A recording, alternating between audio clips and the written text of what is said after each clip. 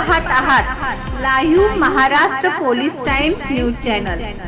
कात्रज कोंढवा रोडवरील वाहतूक नियोजनाचा बोजवारा पुन्हा एकदा नागरिकांच्या जीवावर बेतल्याची संतापजनक घटना घडली।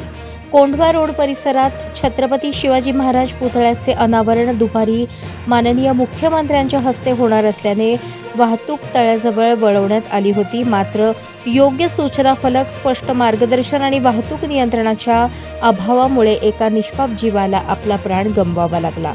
वाहतुकीचा अंदाज न आल्याने JSPM संस्थेत कार्यरत असलेल्या शिक्षिका रमाताई कापडी या भीषण अपघाताच्या बळी ठरल्या। कोंढवा रोडवरील अवजड वाहनांच्या गर्दीत त्यांची दुचाकी ट्रक खाली सापडली।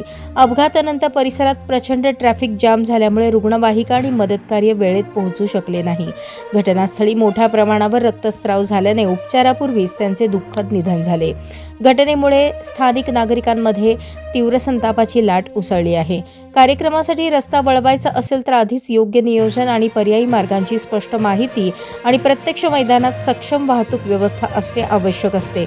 मात्र येथे केवळ औपचारिकता पार पाडली गेली असा आरोप नागरिकांकडून केला जात आहे। कात्रज कोंढवा रोडवरील बेशिस्त वाहतूक, अवजड वाहनांची मुक्त संचार व्यवस्था, अपुरी वाहतूक, पोलीस बंदोबस्त आणि आपत्कालीन सेवांसाठी मोकळा मार्ग न ठेवणे या सगळ्यांचा फटका एका कुटुंबाला बसला आहे। दरम्यान रमाताई कापडी यांच्या आकस्मिक निधनाने शिक्षण क्षेत्रात शोककळा पसरली आहे।